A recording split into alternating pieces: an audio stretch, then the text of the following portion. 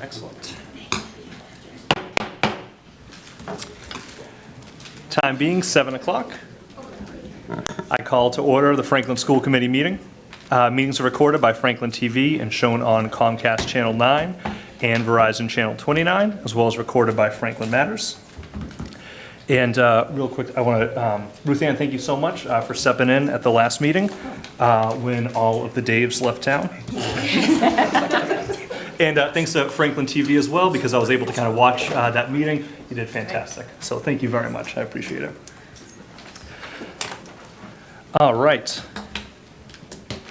And we have no school's not in session, so we don't have our normal track for pledge students. So we called in some reinforcements. Might be able to, you kiddos want to come on up to the mic? Great.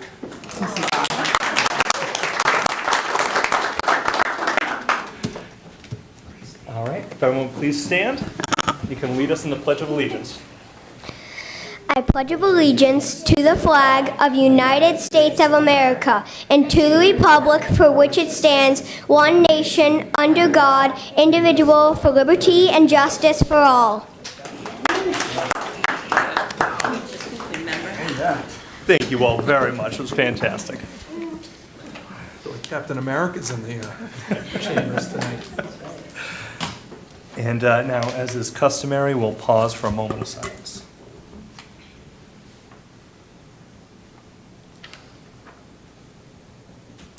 Thank you. All right, review of agenda. We actually, good catch, we got executive session. Thankfully, we don't have any reason to go into executive session tonight.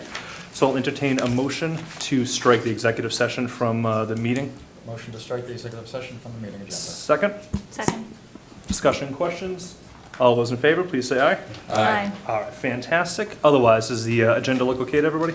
Hey, Dave, can we move the Horseman Legacy Subcommittee creation before the campus naming? You got it. Is there a second? Second. All right, discussion, questions? All those in favor, please say aye. Aye. All right, excellent. Payment of bills look good. Payroll, Vice Chair McNeil. Payroll's all set. All right, no FHS reps. Superintendent report. Okay, good evening, everyone. As we are at August 26th, there's been a lot that's happened, obviously, as we work towards the start of school. Just to remind everyone of some of the dates, our first day for all of our first grade through 12th grade students and age 22 students will be September 2nd, 2025. Our first day for our kindergarten students will be on September 3rd. And then the following days, on September 4th, the ECDC at Oak Street will start, and on the 5th, September 5th, the ECDC at Pond Street will start. So we're staging it out with our 1st through 12th grade, then our kindergarten, and then our two locations for one school for the ECDC on those two dates. Just to welcome back, just continuing with that theme, yesterday, August 25th, we were able to welcome back our entire Franklin Public School staff. I thought we had a really positive opening. I felt as though the energy in the air was certainly positive. A lot of optimism and balanced with some just concern around making sure that rooms were set up and schedules were made, and I feel like we've been working through that each day. As I said earlier, and I mentioned it to the staff, a lot of work has happened over 7 weeks over the summer. I put up a slide that had all of the different tasks that have taken place over that time. Scheduling, finalizing the schedules for 4,700 students, right? All of our staff members relocating over 250 classrooms. You think about the thousands of desks that were moved.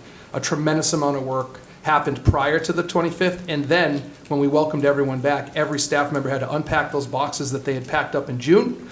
Our principals have been on roller skates. Our assistant principals have just been out there in the hallways, just moving around, trying to help everybody and problem solve. It's a great study in problem solving because there's so much happening all at once. And I feel grateful for the team that we have. I really mean this. I am so excited about this year. I know this change. I've tempered my excitement out of respect for everyone who's at different stages. At this point, the reality's coming next week on Tuesday. It's here. And I know that the leaders that you have in the audience and the rest of the leadership team are sharing in that excitement around what we're building and the work that's happening, not only behind the scenes, but right out in front. So we'll hear a little bit more about that later, but I wanted to share. These days have really been dedicated to a few things. I talked a little bit about kind of Maslow's hierarchy, and we start at the foundation. Just to provide a conceptual framework, we've talked a lot about shelter. Like, I need my schedule, I need my room set, I need the building set. We need everything kind of squared away from that angle from a staff and leadership perspective. The next is safety. So we need to make sure that we are building in, are we safe? Do we understand the protocols and plans? And we've conducted 2 trainings today. There'll be 2 more tomorrow with Synergy. They came out in 2018 to do school safety trainings for all of our staff. So now that new staff have moved into new buildings, they're getting trained in the building that they're going to be living in and working in. And I feel like those 2 foundational components set the stage for the next area, which is belonging. How do we create environments and connection? After that, trust is built. How do we build off of all those connections and continue to foster trust? And then the final stage of Maslow's hierarchy, I've modified it a bit, taken a little license here, but ultimately the end is how have we self-actualized into the school communities that we're trying to build. So a lot of work has happened, nuts and bolts, and we're just trying to set a solid framework. I want to say to all the families out there, and as a fellow parent, you can expect the same for your children and for you as well as a parent sending a child to school. Our goal is to really set the foundation with our students when they arrive, making sure that their shelter, their schedule, their understanding of the building and how things operate is really the first thing we do. The second stage is safety. We do our drills, but also just plans and how are classroom routines going to work. And that's going to build into the next stage, which is how do you build a classroom culture? Our teachers are masters at that, if we can just get to that stage. And then following that is obviously trust is built in a relationship when you have a series of interactions where you've experienced follow through, honesty, right? Just building off of those concepts, respect. So I feel like if we can set the stage, we have a tremendous opportunity. I'm excited. I didn't write any of that. I went off the cuff a bit, but I mean it, and I'm excited about it. So that's basically how we spent the opening, is just making sure we are as prepared as possible to welcome students back next week. Next, just a staffing update. We've been providing them to you as we go along. Regarding our staff, as of today, we have processed and hired over 56 staff members for this year. I want to give a shout out to all of our leaders who screened in the committees, the folks who wrote the recommendations and called for references, the forwarding to the 3 of us, Paula, Tina, and me, and then to HR, Susan Childers, Ken Storlazzi, and Shannon Dixon for their work to process and get them moving and get them hired.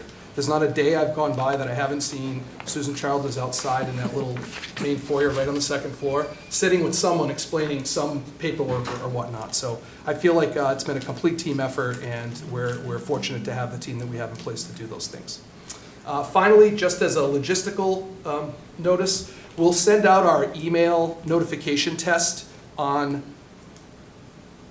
September 22nd, and then there'll be a test call that goes out on October 16th at 4 p.m. We're working with ThrillShare. Folks should be receiving emails regarding updates. We have been working with folks who aren't, who we've heard haven't received. So there'll be more information at the start of school, but I wanted to give you a sense of some of the mass update notifications that I've been notified of today. So that concludes my report. Oh, yes, and on the screen, we can cue over to the screen. These are just some photos that were collected over time that have been either sent to me, sent to Paula or Tina. We just have collected and gathered a few things. So if you look at these photos, I won't over-explain, but there's just a few moments here that took place along the past 2 days. Staff gathering at the high school, then in the auditorium. You can look in the top right, we had some of our high school students who were helping at the middle school to move some furniture. Every principal held an opening orientation. We will update this and add all the photos, but that happens to be one of the middle school one with Mr. Williams. And then if you look over to the left, you'll see some of the safety trainings that took place. So this is just a small smattering. We were really busy today, all of us, and I know you're all here. I'll keep my remarks brief because they worked really hard today and they're here tonight. So I want to just keep the meeting moving, but just a little taste of what went on, and I'll allow them to have some opportunities to speak as well. I'm happy to answer any questions on the report. I also have Colin Boisvert online right now, who can also help to fill in some of the blanks on the move, but I'll just start with what I shared. Thank you very much. Start down here. No questions from me, but I know you're moving furniture today too, so we are grateful for you and for all of the team at the schools for all the work that's been done this last few weeks and all summer. So thank you. No questions for me. Just a comment. So I appreciate your version of Maslow's hierarchy of needs. I modified it. Yeah, no, it's perfect. Okay. It was All right. definitely fitting for the group. I want folks just to remember that this is a process, and as you said, this is building the foundation to grow upon, and just because we're opening up schools next week doesn't mean that things are going to be perfect, and it's going to be Yes. a process, and we're going to have to grow and adjust and communicate and ask questions and educate folks. Hey, this is happening differently. Why? So I think as long as folks realize that, both Yes.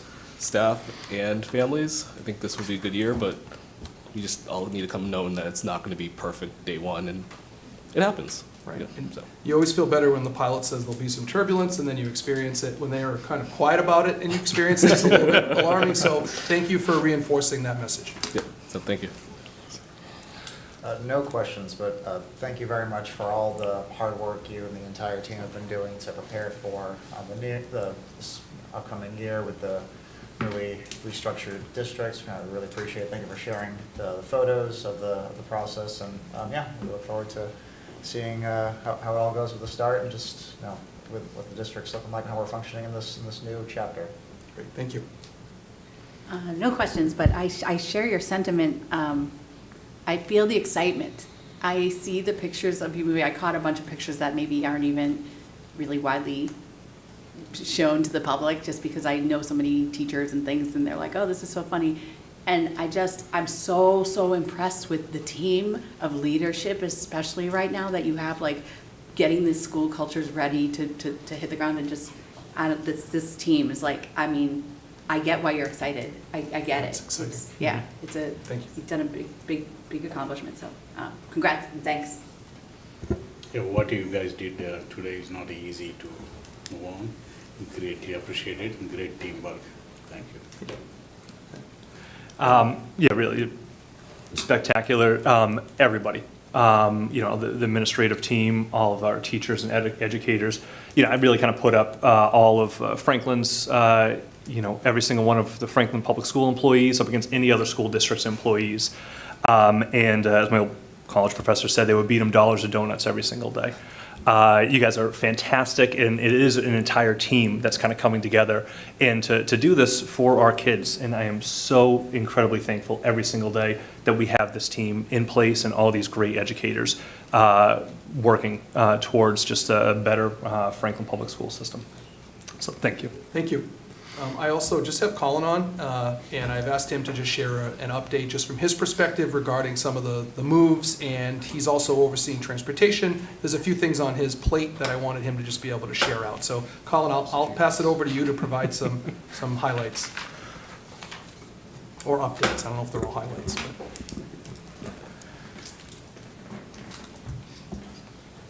Thank you, Mr. Jaguar. As the superintendent mentioned, the move is coming together really well. We're currently collecting data from teachers and staff regarding any specific needs for their classroom at this point. As we presented, Sterling will return this Thursday and Friday to address those additional requests. Facility projects are progressing, and painting is nearly complete. Work on the playgrounds are wrapping up, and any remaining playground work will continue over the weekends. And it will avoid disrupting recess.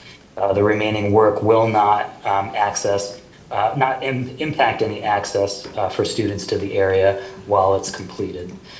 For transportation, we've seen an increase in communications from parents over the past week on a variety of topics. I want to thank Jana Malati for helping me respond to these messages. We anticipate being caught up by the end of the week with the influx that's come in. Updated bus stop information and times will also be released by the end of the week, with a communication going out when they're posted. I want to thank everybody for their continued patience as we work hard to respond to all inquiries as quickly and thoroughly as possible. And a special thank you today for Lucas, Andrew Duquette, Tina Rogers, Eric Stark, and Lizzie Morrison for helping me load and transport some urgent furniture needs for today. The entire district staff has been working incredibly hard to ensure we have the best possible start to the school year. Any additional questions? No, good. Thank you. Thank you, Colin. Thank you very much. I know there's just so much work all around that's going into making this as successful as possible. So I thank you immensely for the work that you're doing, Dave.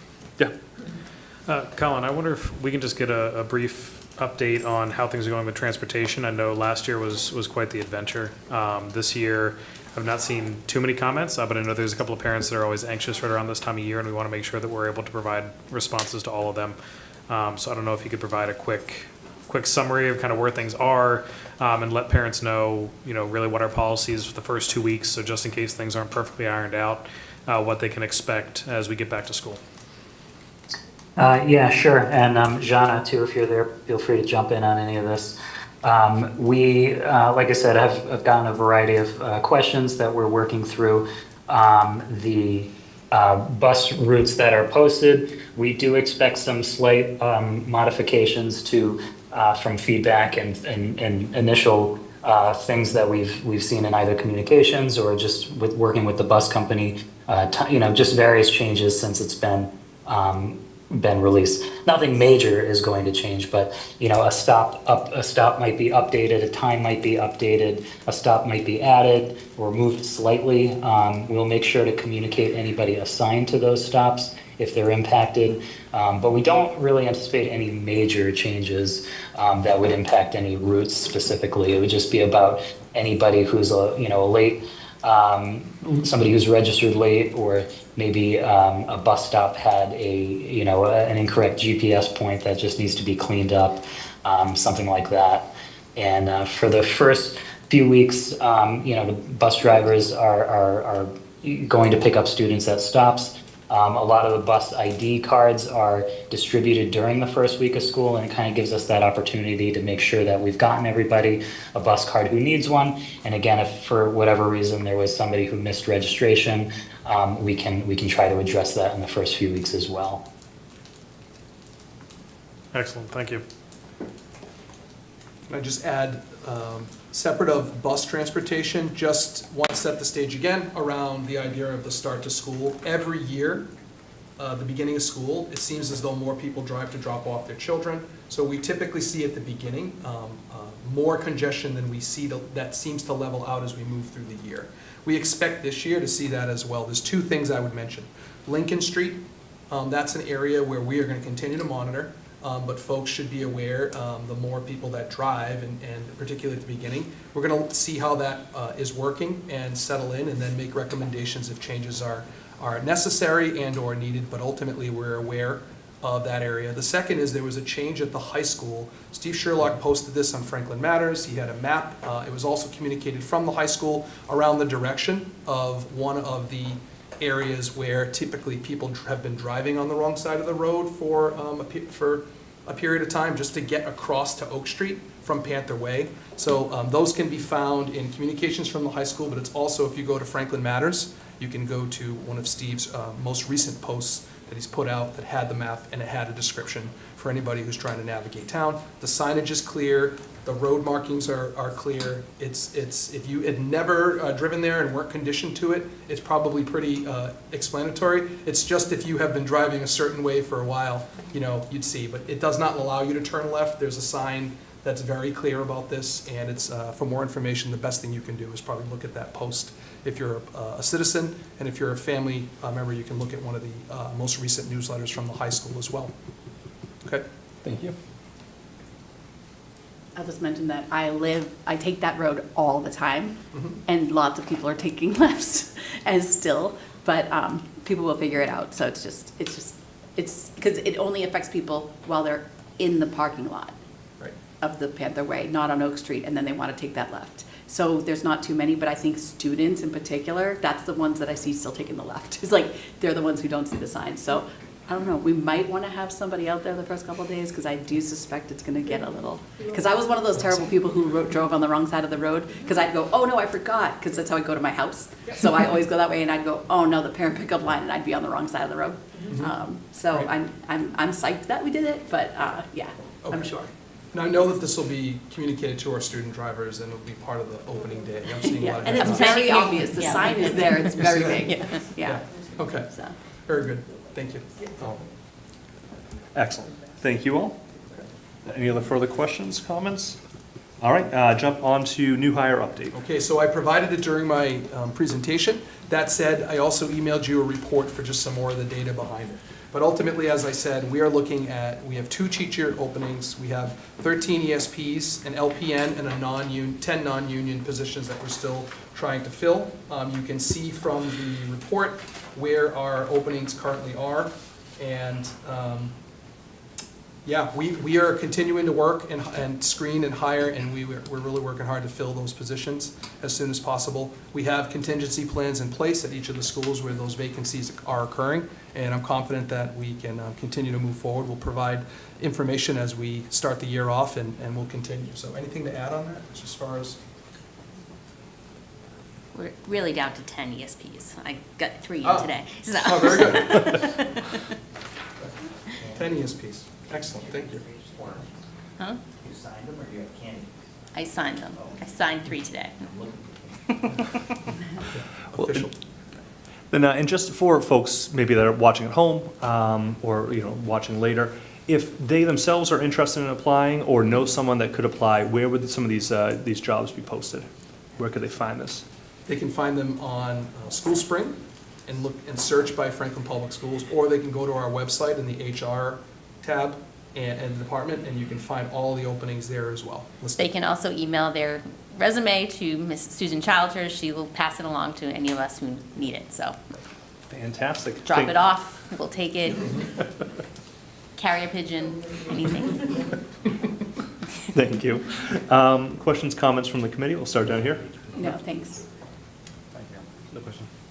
No, I think it looks great that we have made good progress. And also, again, looking at, historical norms, it seems like we're under that in a good way. Basically, we have fewer vacancies than we have the past couple of years. So just putting that in perspective for everyone, there's been a lot of effort going on here. But appreciate the constant drive to really fill those roles. All right, awesome. Thank you. Then moving on to family handbook presentations. Okay, without further ado, so every year, just to kind of orient the community, every year handbooks are voted by the school committee for approval. We do this in the second meeting in August every year, right before school starts, and typically our format has been around substantive changes and non-substantive changes. So I'm going to kick it over to Paula to share the process that she went through with the team. This was another initiative and task that took place this summer. As we moved and did all the other things, this is another one of those things that's highly critical and timely, and work that had to get done and needed to be prioritized at different points during the summer. So, Paula? Okay, thank you. Yes, our admin team worked all summer on their handbooks to update them and to align them. As I'm talking, if you guys want to come up. So our ECDC folk, obviously Jillian and Kim worked on the ECDC handbook. Our elementary principals and assistant principals worked on the elementary handbook. And then Craig and his team worked on the middle school. And then, of course, we have our 3 assistant principals here, Mrs. Klein, Mrs. Soulard, and Mr. Walsh, who worked on the high school handbook. I'd like to start by saying it was wonderful to see.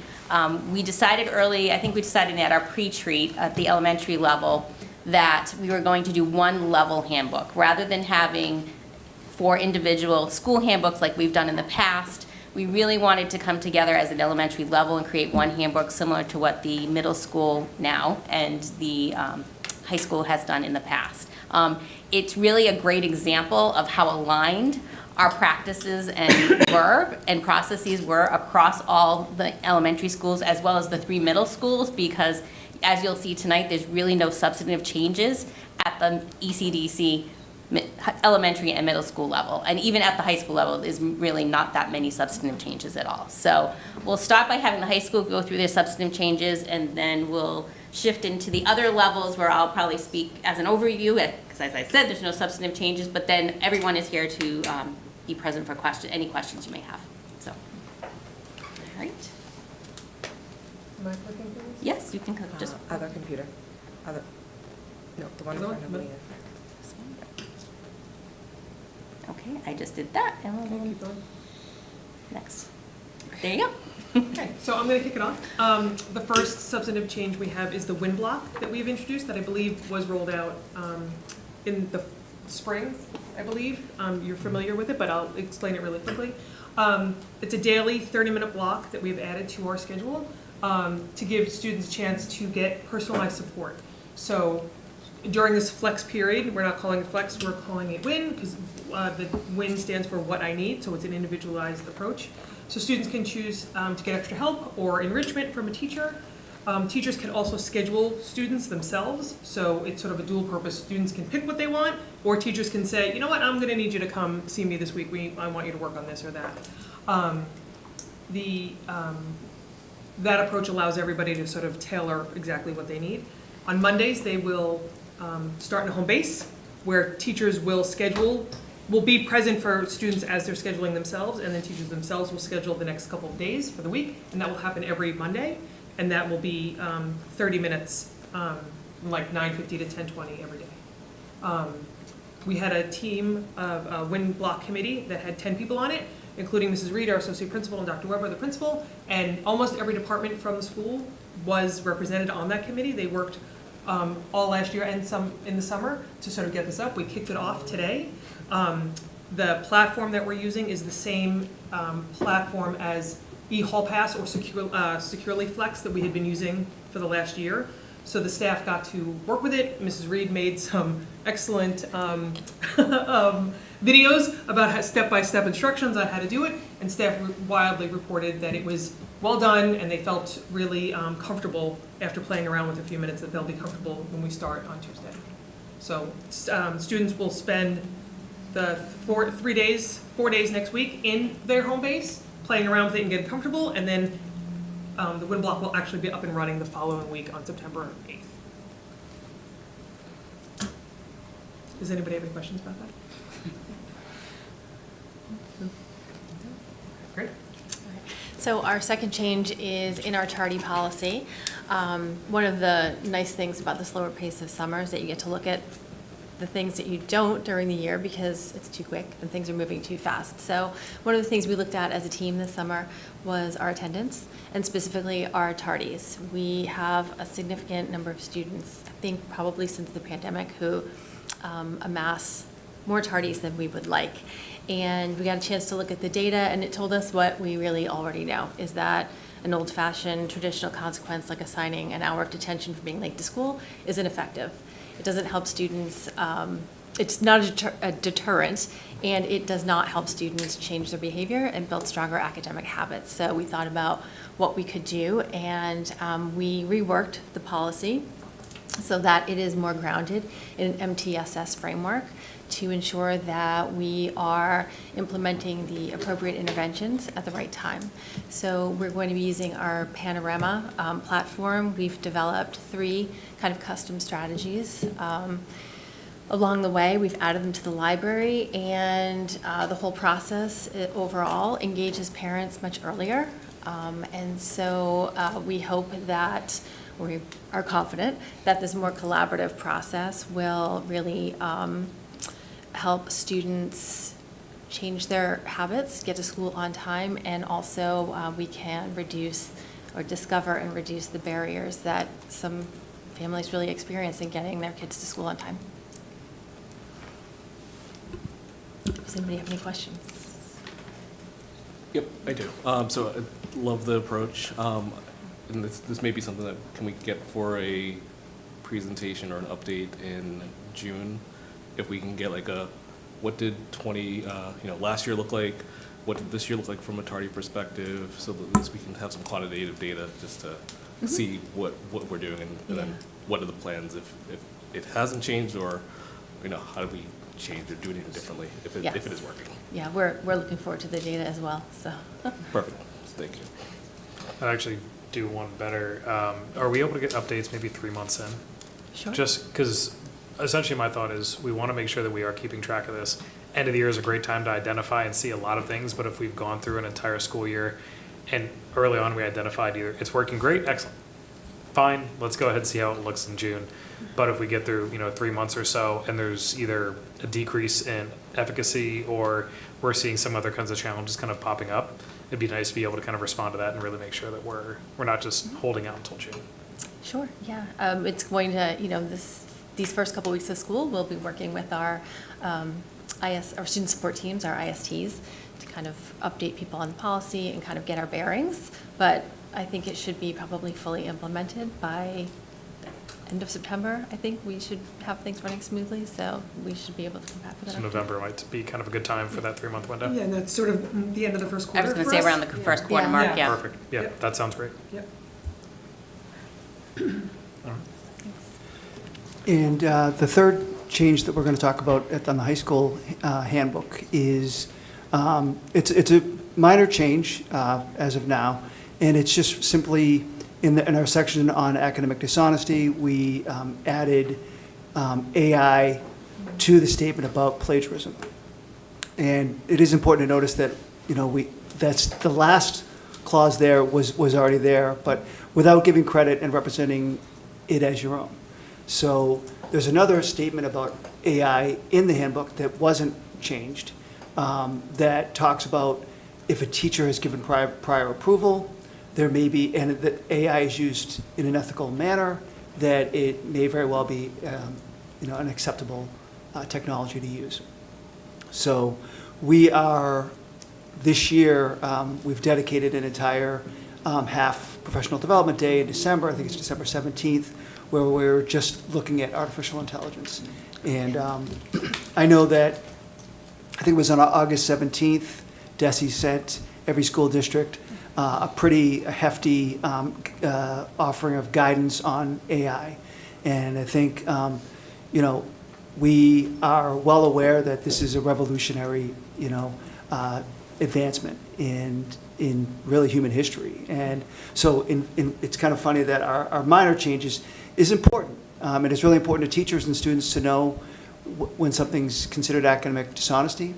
But AI itself and how it's being used in our society is such a big issue that I think it really behooves us as a district to really spend a lot of time looking at how is this going to affect public education. So, thanks. You have a question? I was going to ask, and maybe this is like a future thing. I am so curious, and this might be just a work in progress, how at what age and what grade level are we starting to teach proper use, and what does that look like? I think a lot of parents would be interested to know how to coach our kids kind of to complement what you guys are trying to also teach, because we're all trying to figure out what's appropriate, what's not, as parents. Yeah, so maybe a future small presentation. I think it is a future topic. I think for the state of today was trying to create some guardrails for how we'll work. Mr. Walsh mentioned DESE put out the AI information. They have recommendations on how to kind of launch this work. I think it's multifaceted. We have to look at our current digital learning standards. There is some intersectionality there. We also probably need to look at this from a task force approach, which they recommend. So I think it's a little bit deeper as we look at that. But yes, and also just literacy in general, how that AI literacy is actually a thing. And I can remember years ago, people remember when the internet came out, when we started to see it more in school. Certainly there have been other moments. These are just getting more and more complicated and there's more access. But the same type of approach, when we thought kids would just use Google to, recite everything they would do, we figured out very quickly as educators on how to manage that. And I think that's another challenge we have as well. So more to come on this. I think it's a much more complex topic, but I appreciate the comment because I do think families should have, as part of our plan, it should include how do we engage families so they can support their children in the use of AI as we move forward as well. Thanks. Thank you for including this in the new handbooks and being forward-thinking about this, because you're right, this is truly an inflection point in human history in terms of what AI will be, and we're just getting started, and it's already become so huge. So yeah, like this will be something that we'll need to continue to revisit in handbooks, but also I'm sure on district policies as well. And when you mention the professional development day that we had and the DESE guidelines, like regarding use of artificial intelligence, like is included in there, are there, I guess, recommendations or guidelines or ways that educators can identify the use of AI that we're like starting to teach our educators, or like how, and again, recognize it's just very early, but of course, you know, policy is great, but we need some way to enforce it as well. So I'm just curious about that. Yeah, well, I'll second what Lucas said about, you know, the fact that this is going to require, you know, a task force level effort. Sure. I know that the DESE guidance does not get into things like the when, the how, and the why schools use AI, so there's still a lot to be determined. Yeah, of course, and yeah, it's very early and things will still evolve, but yeah, I hope at least when we're thinking forward on these that we'll be able to supply our educators with, I guess, the tools and support to be able to identify the use of AI as well. So, thank you. Any questions? One concern that I have, and I really appreciate the language here talking about giving credit and representing it as your own being the main challenge. There are issues with even some of the detection tools for AI having hallucinations of their own. It is rare. I think people like leaning on that a lot because it's a very easy way to say, no, your system's broken. I definitely didn't do that. Do we have something in place in case that is suggested, or in case there's a possibility that the detection system itself may be flawed in certain settings? So right now, teachers are using whatever they're comfortable with, and we, you know, as far as AI detection, you know, there isn't a uniform detector that we're using, to my knowledge. There isn't, but I also know that teachers will also look at like a version history of something that, you know, if you're typing on Google Doc, you can see as it's typing, or you can see a whole paragraph pop up. Typically, that is a clue that maybe something else is going on, or at least the start to a conversation about how that paragraph showed up. So I think part of the AI, as it's not planned yet, but one of the things we're talking about is that it's a tool, right? So with any tool, there's benefits and negatives to both. So how can we help educators move their work forward, but also how do we help students learn to use it responsibly and show if they do use it, how do we find it, and how do we teach kids to use it appropriately in the future? So I think it'll be a dual purpose of how do you help us move education forward, and how do you help students use it appropriately as they're growing as learners and going into this world where this is only going to increase. So I think it'll be twofold. Awesome, thank you. Can I add one piece here? Is the Office of Teaching and Learning is also working very closely with the tech department. They've shared some of their research that they've looked into a variety of different tools, and we're looking to kind of dig into what those are and what are we going to bring forward as our kind of AI tools that we're going to be utilizing a bit more in the district to be able to train folks on. And then to your point, how are we evaluating, like with any plagiarism, it's not just, you know, a history search either. There's more to it. There's conversations, there's a whole host of things. So we are working closely with the tech department to evaluate those tools as well. Awesome, thank you. Yeah, and I'm going to thank you all, you know, so much. Especially, I love, you know, when you talk about using AI as a tool. And I know this kind of come up a couple of times when we had this discussion. You know, it's really it's a big undertaking, and I don't envy educators right now in this kind of space as we kind of move forward. You know, but you're not, you know, just putting your head in the sand, but at the same time, not just kind of asking ChatGPT to develop a PD. You know, for anti-AI stuff. Really kind of just being thoughtful about it. is fantastic as we kind of just move forward and try to embrace it the best that we can. And I want to say too, with those win blocks, just as a parent, I'm looking forward to those so much. I know my daughter had so much success with the flex periods over in the middle school, and now kind of knowing that similar kind of idea exists moving into the high school, I think is terrific, and it helps out just students at all different levels as well, which is just fantastic. So I'm very excited, and I can't wait to kind of see how that all rolls out. Thank you very much. All right, now I'll have our ECDC elementary and middle school folks come on up, if they don't mind.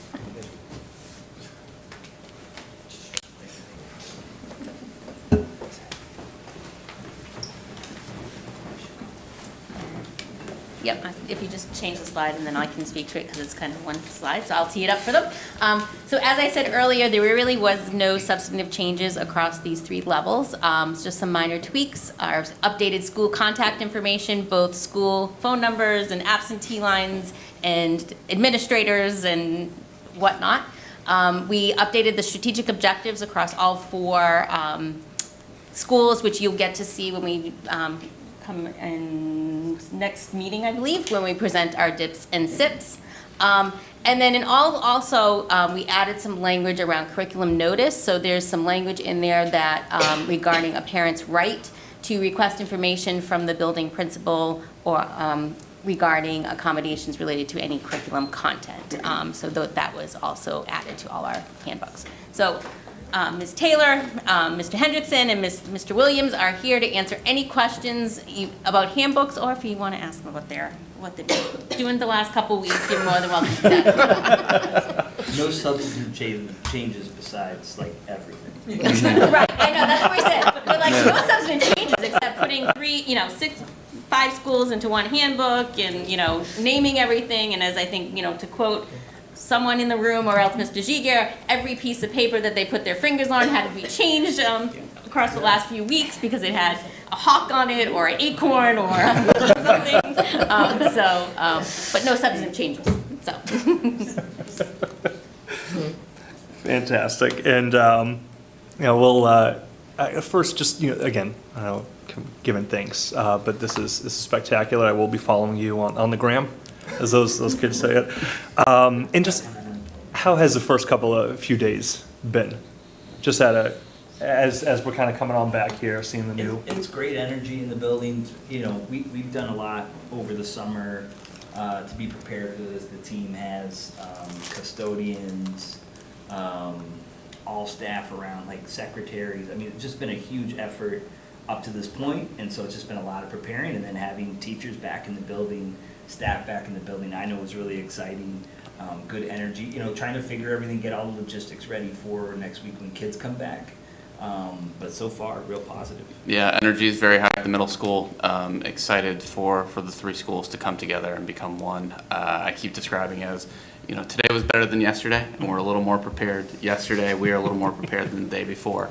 And it's just so exciting to think on Tuesday, we'll have 1,040 kids in that building. And that's, that's what we're excited for. That's what we do. And so we're ready and just can't wait for that to happen. Energy, very high energy level with staff. Positive vibes for sure. This may seem small, but we were very excited to not have to ask to borrow someone's big space to have our our opening staff meeting yesterday. So we were able to meet on Pond Street in the gym without having to reach out to Mr. Hendrickson and ask, can we use your cafeteria? Not that that is a bad thing, but it was nice to be able to set up our own space and come together in the second of our 2 locations. So, we're joking about going this back and forth, driving up and down. We'll see how we swing back and forth between each building, but we're trying to work all those details out right now about coverage but it really, the energy is high and we're excited. Even some dancing for donuts. All wonderful. Just like overall, I think we talk about the opportunity that we have and that our staff has to create something new, create something great for the community, and I think it's been a long trip to get here. But that's what we're excited to do. We're excited to really bring kids and staff along and make this great, because we see it as a really good opportunity for this community. Yeah, and to add to that, one of the things that I asked my staff was, who better than us? You know, who better than us to have this opportunity? Because we have a tremendous staff that is coming together with people in new roles and just new capacities. And for myself, who worked in all three of the buildings and know the quality of educator that's coming together, it's so exciting. And so, yeah, I keep asking that question, who better than us? It's fantastic. Thank you all so much. And now, any kind of questions from the committee? No questions from me. I have two very excited kids ready to get back in that building too, so thanks for all your work. No questions, but thank you all for all the work you've been doing in preparation for the new school year. We love the attitude and the energy, and we really appreciate it. Yeah, I use the phrase you said, Craig, a lot. Worst part of a first job is the first year. Worst part of the first year is the first month, first week. So it's only up from here. And who better than you? I love that. That's how I feel about the district right now. Like, create some curriculum around AI. Who better than this group? Like, that's how I feel. So yeah, I like that. Let's adopt that. Who better than you guys? Thanks. Thank you. Thank you. So glad to see you guys there. I just want to comment from the previous one, the wheel block thing. The wheel block is the one of a kind program. I think every parent should take advantage of that. And spending 30 minutes for each student is not easy for a normal school district. Definitely it should make our school district like, you know, to a different level. Greatly appreciate it. Thank you very much. And I also want to, I know, Paul, you had mentioned talking about like the alignment and about how this is, you know, the elementary and the middle school alignment. And, you know, while we're just saying, kind of seeing it here in the handbooks, it really kind of paints such a bigger picture that I know Steve Sherlock and I kind of talked about this on chalkboard chats, talking about with this reorg and how, you know, there was certainly a time where, you know, the experience you might have at one school on one side of town might be entirely different from the experience you might have at the elementary school. And while each school is going to have their own flavor, I've no doubt, and there's definitely kind of different experiences, this alignment of coming together, that no matter where you are in Franklin, you're going to have this amazing, incredible experience, really kind of oftentimes is going to mirror over at the other schools, is just so incredibly terrific. And I really appreciate all the work that's gone into this handbook, but then just in the bigger picture of things too. So thank you. And I looked actually hearing just kind of about like all the energy you guys had. Sorry, I didn't want to leave high school out. How's the energy going over there? Is there any dancing? You want to come up to the microphone? Oh, yeah, we had, we've had a really positive first couple days. Everyone was wearing the same T-shirt today. We took a staff photo, which we did last year, and we're doing it again this year. So our focus this year is about continuing to build community. We started out with a new admin team last year, and so that was the focus of our year. So we're continuing to do that this year. We wove in some community building activities with some, professional learning about WIN. So we've had a really good balance of time to connect and time to work. So it's been really positive, and we're really grateful for our fabulous educators as well, because we have a really strong team. We made some excellent hires over the summer, and we're just really excited. So thank you for asking. Thank you guys all. All right. Thank you.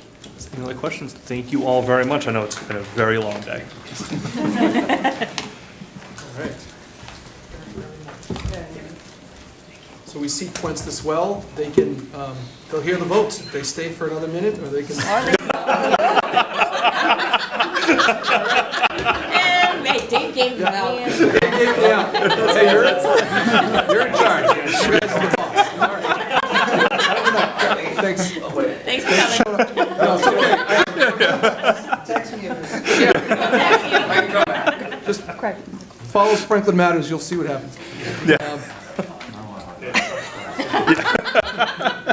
Have a good one. Thanks. It's been a long 2 days. Thanks. You were kind of hoping it's going to be like the cheerleaders, right? Well, we say yes and we hear them out in the parking lot, yeah. All right, so discussion action items. Hoping for a Footloose scene there, and it didn't happen, but that's okay. It's always a sequel. I recommend approval of the 25-26 ECDC Family Handbook as discussed. All right, is there a motion? Move to approve the 2025-2026 ECDC Family Handbook as discussed. Second? Second. Discussion, questions?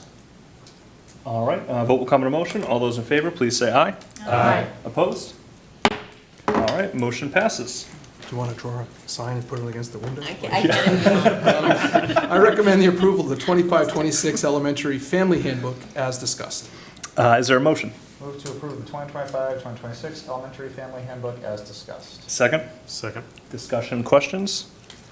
All right, vote will come in a motion. All those in favor, please say aye. Aye. Opposed?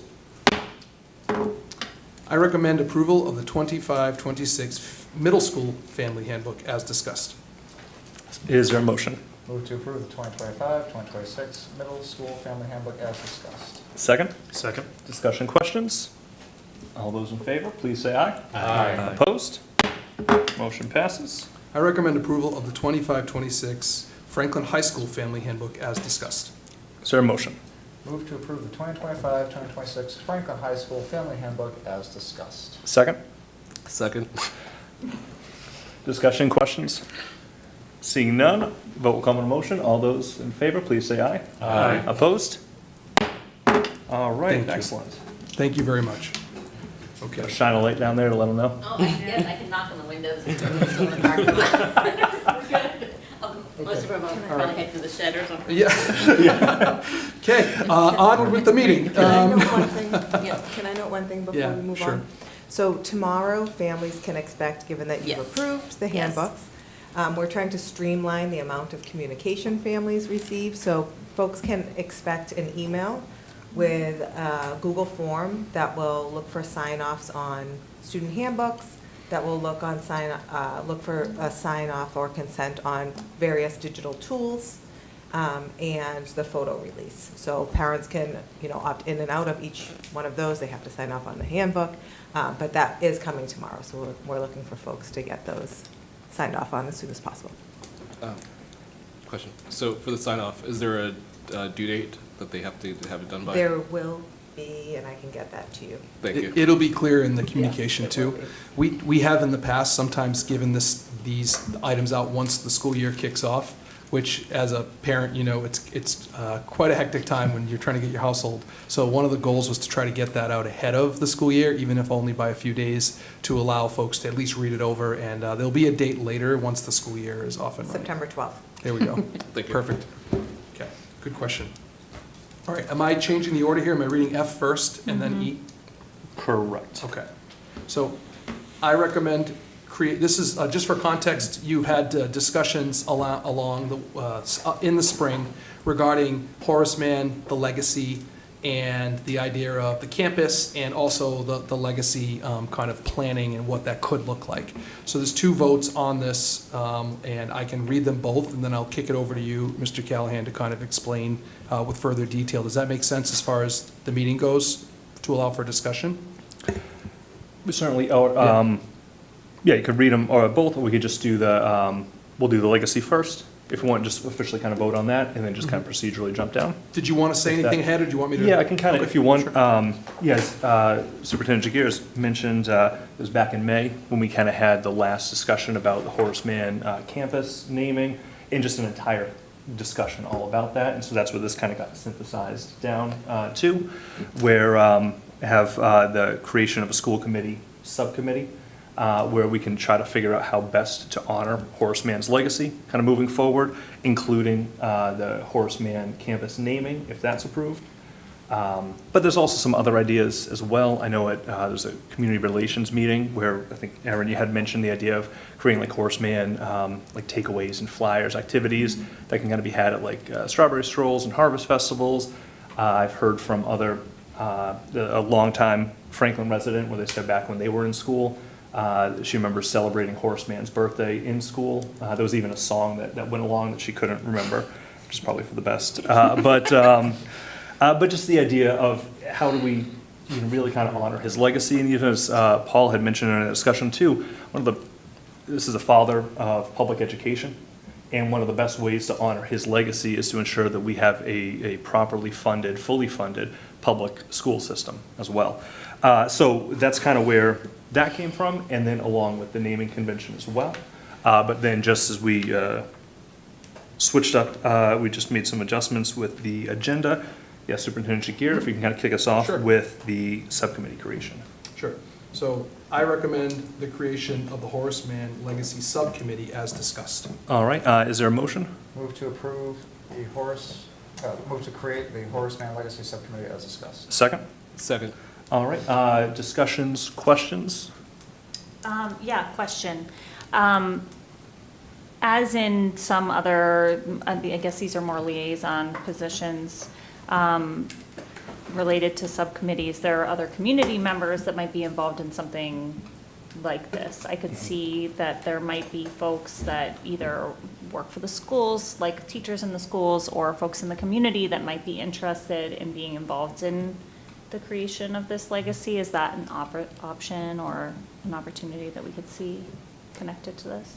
I think absolutely, at least the way that I would kind of envision it myself. I know the Historical Commission has already kind of like reached out to say that they would be interested in helping or contributing in kind of whatever capacity that they can. Mhm. I think it would be a 3-person school committee subcommittee that just kind of like it is with budget and with policy and with, so that way we're the ones that are kind of running the ship, the schools, but to also kind of extend some seats at the table for community members, Historical Commission, other folks that might be, where it might make sense, absolutely. Okay, cool. To do this in a vacuum wouldn't, it's going to be more Yeah. behoove us to Absolutely. expand it. So, Perfect. yes.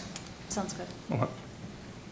I just want to make sure that as we kind of go into this, that we're very clear on the scope of what we're looking to do. I think it's definitely a very important legacy to uphold, and make sure that we keep, front and center in the community. I think there's always a risk when we just kind of use very broad strokes that in the end, no one will be happy, because everyone has their own mindset as to what we might actually be able to accomplish and what the goals are. So I do think that, if we're able to establish this is something that has to make sure that it is very clear in what it is looking to do, how it's looking to do, and kind of what the deliverables are going to be, instead of just checking out, what's his legacy? It's like, okay, is it a history lesson?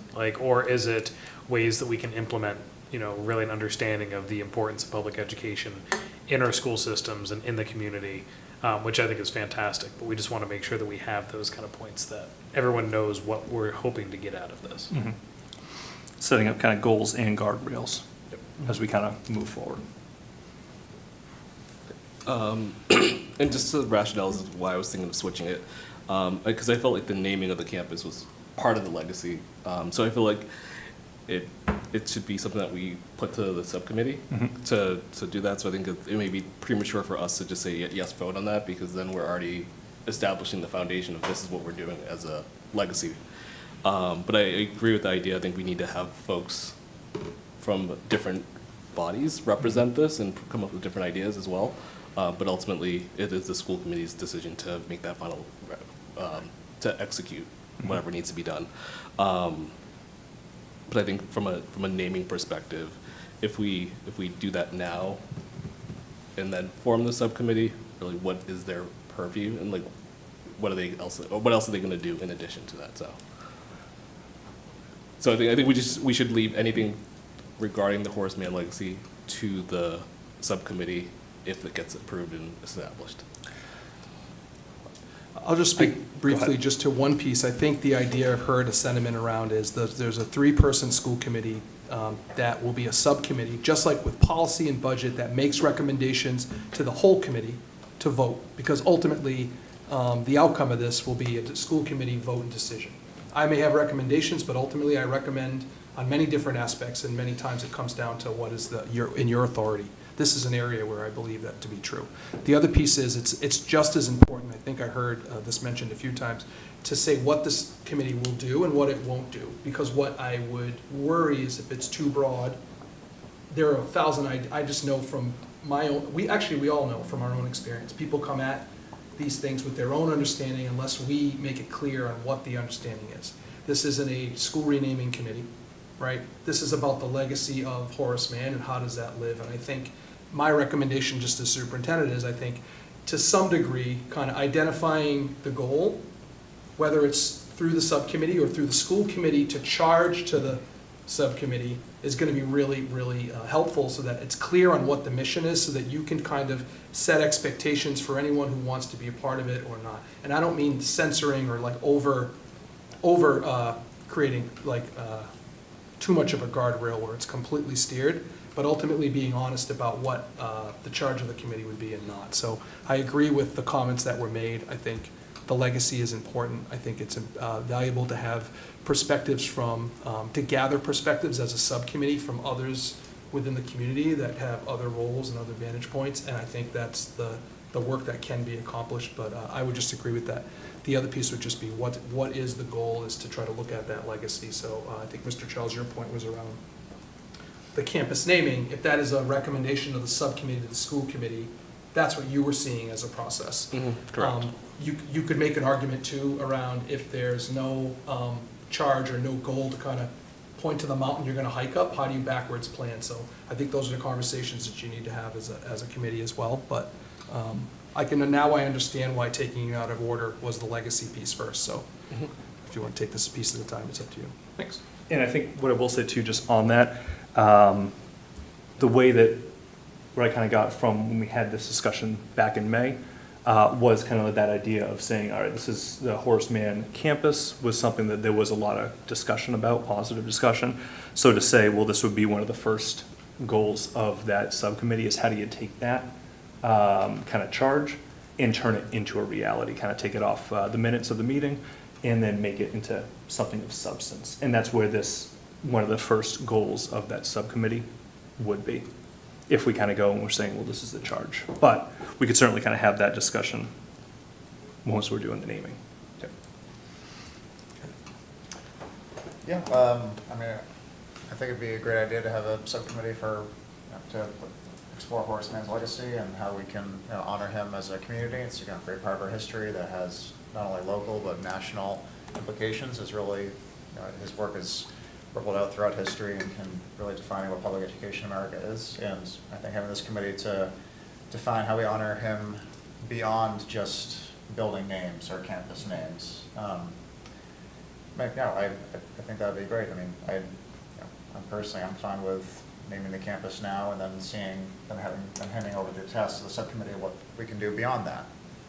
If they want to revisit that, maybe we can define that as part of the purview. But if not, I think it would be great for the subcommittee to have this jumping off point to see what else we can do above and beyond naming the campus, which I'm also supportive of. So, yeah. Thank you. I guess I'm just, I don't want to drag this all out, but I do want to try to figure out if it's hard to vote to create a committee and bypass a name if we're not figuring out right now what the charge of the committee is. Shouldn't that be part of this discussion right now? Like to me, I'm picturing okay, the purpose of the committee is to bring awareness that Horace Mann is from Franklin, so it's branding. So plug for Erin to be on that committee.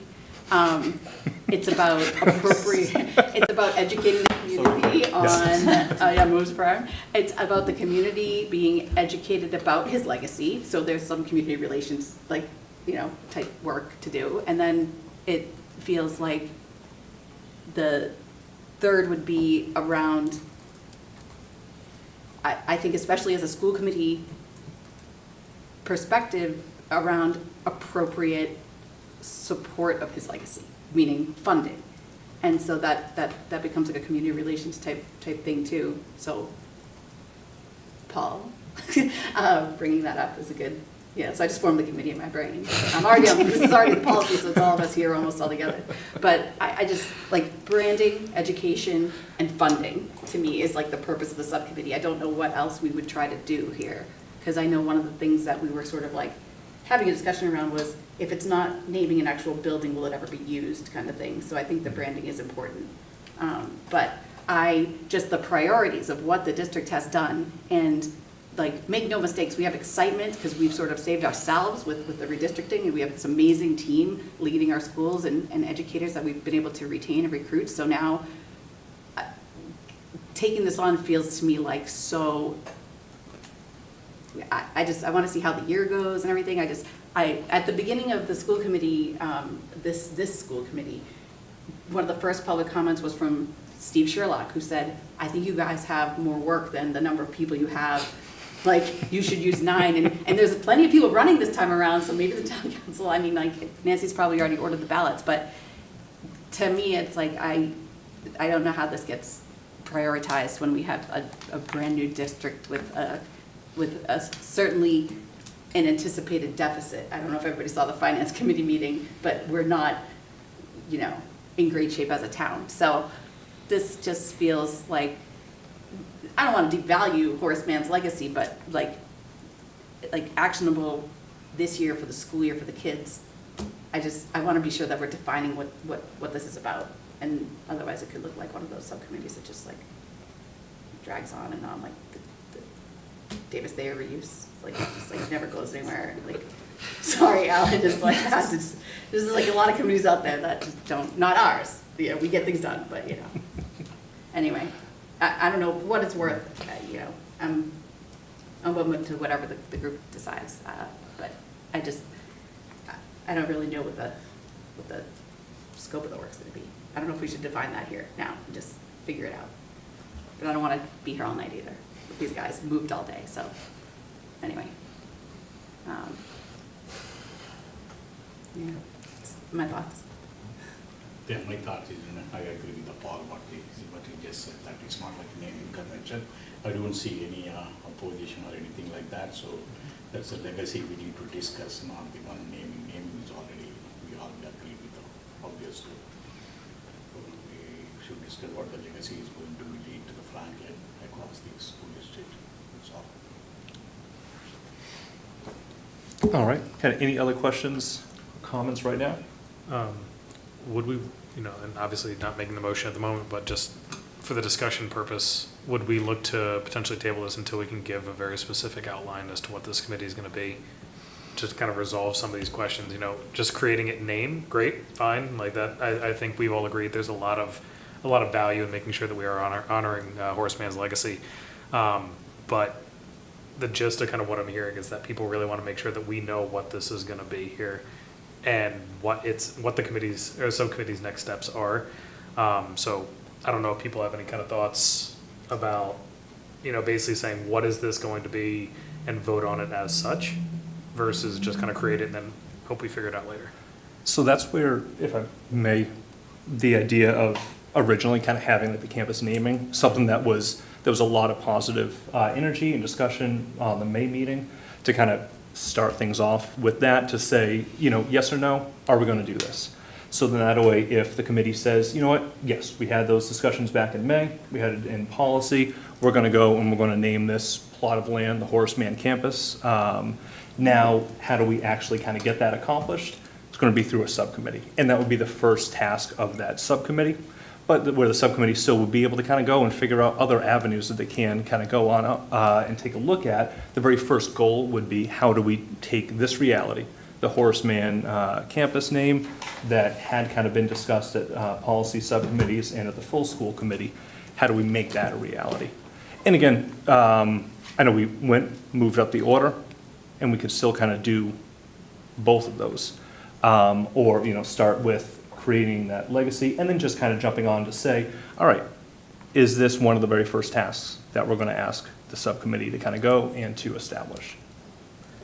So I guess my only concern is if we establish a name now, and then we charge the subcommittee to figure a way to implement it, we don't know how long that would take and what would need to be done. So like, in essence, if we vote yes for the name today, officially upon voting yes, that is the name, but do we know how when it would have any labeling, any distinction other than what it is as of right now, you know? So like, I think that's where, as part of the subcommittee, that should be part of the plan, so that this way, when they come back and say, okay, yep, this is the name, this is also the things that we need to do. be it pay for signage, where's the funding gonna come from that? Any distinction, you know, like, I think those are the how we do it is important for just having the name. And I get that. And however, the committee, my kind of 2 cents is kind of more akin to with this reorganization too, where we kind of went and said, this is the charge, this is what we're looking to do. And then now how, 18 months later, how does that kind of get accomplished and what are we looking at? But just to be able to, instead of kind of creating a subcommittee that we're not sure what it is, what its intent is, and instead of kind of spending, like time where 7 are trying to kind of come up with a subcommittee to say, here's one charge, subcommittee is going to kind of work on that charge, and then kind of report back, really for a new term, for whomever's are in these seats at that time. Right. Yeah, that's part of the reason, I guess, I appreciate where you're coming from, because I do think the committee idea is a good idea, because I think launching this actual idea is going to take work. I don't want to diminish the work that was done in policy subcommittee, because we did have a lot of guests come, and we're part of that big roundtable conversation before we brought it to you guys to vote on. And that included people from the Historical Commission, included Steve Sherlock, the town council members. So, and so we came with that recommendation to kind of say, okay, this is what we're going to do. And I'd like to keep it that way. I'd like to continue with what we brought to you guys. I think it works. I think it pleased the people that were in the room that day, and that the idea of bringing them back to the table as a committee to execute it is a good charge. And I think it involves community, but it doesn't diminish the work that we did, because it was a couple of meetings worth of sort of research and collaboration with some town council members and things. So that's kind of what I stand. I'd like to approve the campus.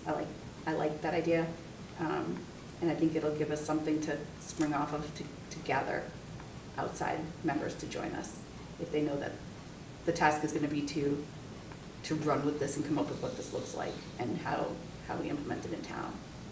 Feels like a charge that we could task the subcommittee with a little more specifically. So I would like to support the second vote, but I understand why you thought you could work backwards. But I do feel like I do feel a little bit of ownership to it. I do. We put a lot of thought into it, so I don't necessarily want to give that to a different committee to do the work all over again and maybe get some people in the meetings, this historical commission and things like that. I think we did a lot of that. Like you were talking to people even offline, going to historical. So there was some more behind the thought, behind why we brought that to you guys. All right, any other discussions, comments? All right, so again, this is for the creation of the Horace Mann Legacy Subcommittee. All those in favor, please say aye. Aye. Opposed? All right. Motion passes. And then as with any other kind of subcommittee, if you just want to shoot me a message, text, email, if you're interested in serving on that one, and then we'll kind of put that together. There, just with the timeline, there is some benefit where we can kind of meet potentially in September, once again in October, really kind of set those goals and guardrails, as then we kind of move forward with whomever else is kind of sitting in those seats. All right, so now we'll go on to Horace Mann campus Just for naming. Go ahead. procedural clarity, the Horace Mann Legacy Subcommittee has been voted to be established. As a committee, individuals will reach out to you, Dave, to express interest. You'll identify 3 members of the school committee to be on the subcommittee, consistent with other subcommittees. I'm just saying this out loud so we're all on the same page. And then the charge of the 3 members of the subcommittee would be to come together to discuss this further and add clarity to the scope of the legacy work, to bring back to the committee to share an update or a recommendation. I'm just thinking procedurally on how I'm hearing this. Am I interpreting this correctly? Or are they running, is the subcommittee basically going to be determining kind of the scope of this and the charge before, obviously, you invite others, and you want to get that obviously done in the month of September, you want to at least have an initial meeting to kind of walk through what that could look like. Am I hearing this correctly, or? I think what may be best, and by all means kind of chime in, we'll still kind of go, we still have one more motion as Mhm. well, and a recommendation with the campus name. Okay. We'll kind of see where that lands, but then at the same time, I do think for the very first inaugural meeting, it would be best as just within the school committee, the members from the, 3 members from the school committee and from the district, and then later. We've done that in the past with other committees as Yeah. well, where it's just the school committee to start, to really, like Al, you remember when, so I think we've done this in the past. So. All right, perfect. Okay, And then that subcommittee will determine the goals and bring it to us for. Report out. to Yeah, the- that feels like There'll be an right. update in Yeah. the subcommittee section of your agenda, where someone from that committee will be representative and share out. That's how we've typically done it procedurally. Or one of us. but- All right, and then so now we'll go to last discussion action item, Horace Mann campus naming. I recommend the Franklin School Committee designate the school land located on Oak Street in Panther Way encompassing the Early Childhood Development Center, Franklin Middle School, and Franklin High School as the Horace Mann campus as discussed. All right, is there a motion? Move to establish the Horace Mann campus as discussed. Second? Second. Okay. Discussion, should I start down this way? I'm all set. And just to clarify, so if this passes, that land will be known as the Horace Mann campus. However, we do not have a plan on how that will be used in any way in terms of signage, in terms of letterhead, in terms of anything other than what we've discussed here. But anything that's visible, and that will be under the purview of the subcommittee to go into effect. Correct. So this would be effectively this would be voted upon by this school committee, but then charged to that subcommittee to make that into a reality. To what does that look like, and so on and so forth. And then those during the subcommittee information matters would then report back out and say, here's the banners that we're looking at. Here's the signage for the whole school committee to continually receive updates. Okay, and then until that is approved, no bodies would be using that in terms of their communication. So, for example, Craig Williams would not be using in like a signature, Franklin Middle School at the Horace Mann campus. No. Okay.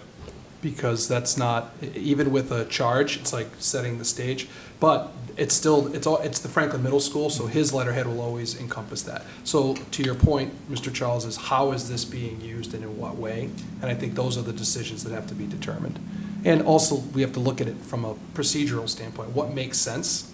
And how do you honor someone's legacy? And is it the letterhead connection, or is it, are there other ways in which this committee makes recommendations? So, because it'll still, the school, the principal of the school is going to be sharing information from the school letterhead, right? We have that. I think this is the conversation that needs to happen. And I think it's one that needs more discussion for sure, because I think there's many perspectives on this topic for sure. Understood, thank you. I just have one more question too. I think, is it? oh, One sorry, go moment, ahead. if I'm just going to go down the Sorry, go line, ahead, and then yeah. we'll circle back. No, I think, this is that stepping stone. It's a start. I think there are a lot of different ways that we're able to utilize this, and it gives the subcommittee that we just approved, grounds to kind of work off of. I think we need to make sure that we're giving them something to start with, instead of just saying, go figure it out, good luck, very, very broad kind of strokes. So here, this is that initial point where, Mr. Charles' point, there are a lot of different ways that we can try to utilize this to make sure that we're honoring and recognizing Horace Mann's name. And if we're able to kind of start off with this one step as a committee, I think it lets the community also see different ways to buy in different ways to try and get involved. So I think this is an important first step. Yeah, no, I agree. The same way as when we named the schools this past spring, and then it's up to the schools and the community to create the culture and the spirit and the, feeling behind them. Same thing, right? It's up to the subcommittee to create the spirit behind what the name is. I was just going to say, so the subcommittee would bring recommendations to us. It's not really going to be the subcommittee to do all the things. We'll still get to be part of that conversation as the school committee. 100%. Okay, Yeah. Right. that's all. All right. Any other discussions, questions? All right, seeing none, vote will come on a motion. All those in favor, please say aye. Aye. Opposed? Nay. Motion passes. All right, thank you all. Discussion only items, none. Information matters. Has anyone met? I think we're all, it's been kind of nice. No offense to nobody, but. No, we haven't, so, community relations hasn't met, but there will be a newsletter that's coming out. So expect the preview in the coming days, and it should be out Thursday? Yeah, Thursday. Awesome, thank you. And one thing too, just as we were having that discussion about AI, as mental health task force kind of starts to kick back up again, maybe that might be something to kind of talk about, or one of those, I don't, I mean, you guys have a lot on your plate, I'm not looking to add any more, but I know you often kind of set the stage and figure out what you're going to go into. That could be just one idea. All right. Then otherwise, we'll jump into consent agenda. I recommend approval of the minutes from your August 12th, 2025 school committee meeting as detailed. All right. That was a quick consent agenda. Is there a motion? Move to approve the consent agenda as detailed. Second? Second. Discussion, questions? Is that the one that I ran? Yes. Is that, because I misspoke at the end of that and I gave out a wrong number. Is that something worth mentioning here, or no? It's an accurate capture. You have the opportunity now, you reviewed the minutes. I mean, I think I quoted that I got called out on this, and yeah, I'm not perfect. I was thinking of the facilities number, but the entire sort of net school spending umbrella that's not under the superintendent's purview is much more than 7 million. Do you know what that number is? It's like 20, I want to say 19. yeah, like 20 million-ish. And Ms. Melati's. Somebody was like, it's a lot more than 7 million. I was like, okay, sorry, you're right. I was thinking of facilities She raised her specific. hand, I think, so do you want to hit? Jana, of course she knows.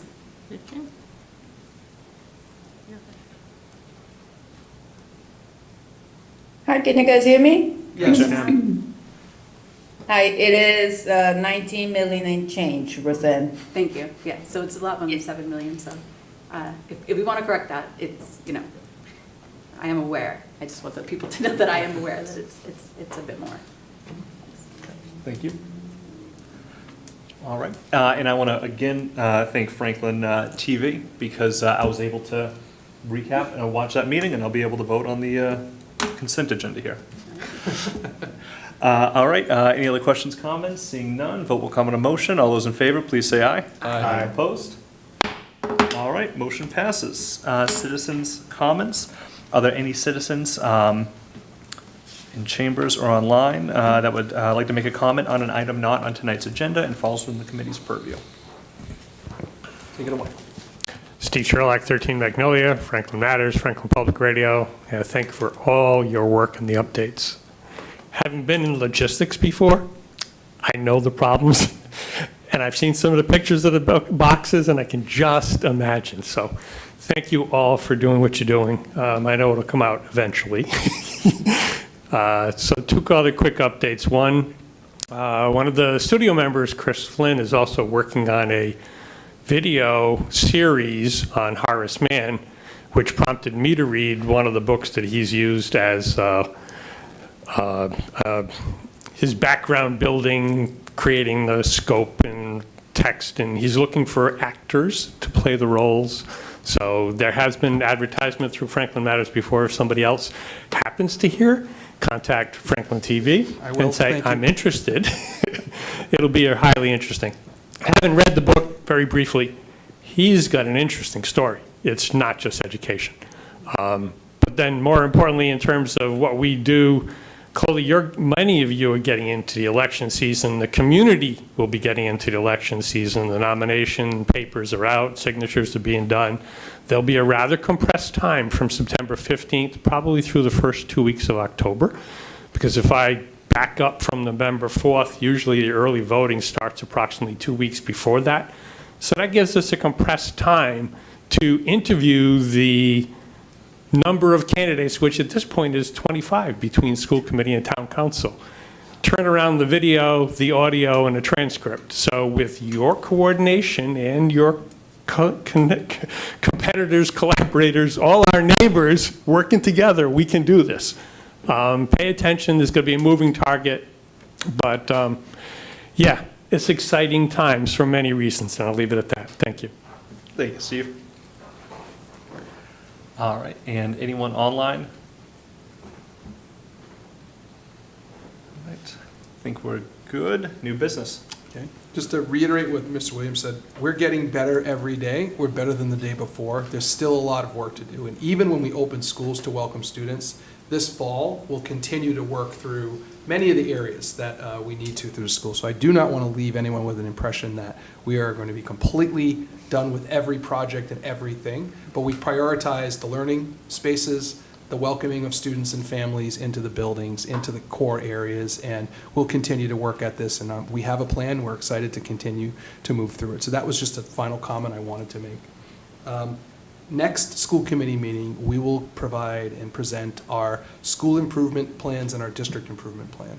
And in line with what Mrs. Morano shared tonight with the alignment around the handbooks, we have very similar alignment with ours. We've become even more aligned, not just because 3 middle schools came into one and now there's one plan, but just looking at the elementary, the middle, and the high school, it's all in one document. We've created more of a story, and it's not a long one, but it certainly provides information that we hope is reader accessible. We tried to look at this like if someone had no context, didn't watch a presentation, could they look at this and get a sense?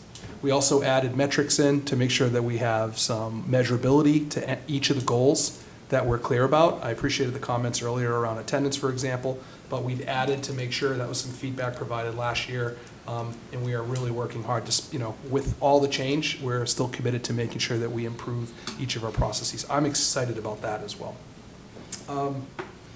The last thing I wanted to mention was we talked a little bit about branding tonight in one conversation. I also know we talked about naming. I don't know if you've seen the squad lockers or like the gear. The PCCs have worked with the principals to work out the Lincoln Street, Washington Street. Franklin High School has their items, Franklin Middle School. So this idea of branding, when I see the teachers today when I stop by both Lincoln and Washington, Washington had on a W, it's got a panther embedded in it, looks like a panther cub. Yep. The blue, just seeing it across the district is like a unifying idea that I thought was a really nice touch. There's been many people involved in that, I think, and I would just point to all the work with PCCs last year, our principals and their work, but the L and the W have basically the same look, except obviously a different letter. We don't have to do that, but I thought it was a nice touch, and it was a really nice way to show a bit of unity. I'm excited, so if you have a chance, I think if you go to the websites, you could check that out. You don't have to buy anything, but if you just want to see the ideas that are out there, and this will continue. Even their signatures, the principal signatures, you can see it.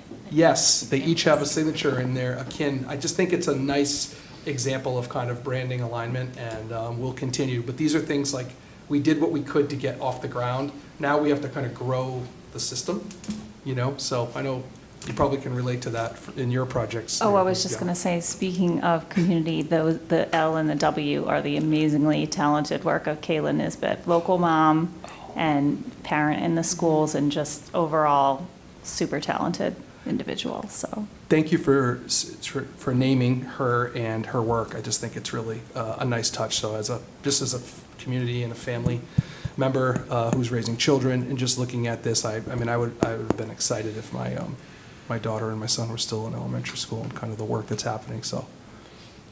Oh, and thank you so much for bringing that up too. Yeah, it is spectacular, and so a huge thank you. And yeah, if anybody hasn't seen it already, definitely kind of go and check it out. We just bought all of our apparel like an hour before the deadline closed because we went until the last minute. But we got a whole bunch of the L with the Cubs coming along, and it looks spectacular. So thank you very much. I'm glad to know this was Kayla. Thank you. All right. Then, so we struck executive session. So I will entertain a motion to adjourn. Motion to adjourn. Second? Second. Questions? All right, all those in favor, please say aye. Aye. Opposed? Thank you all. Have a good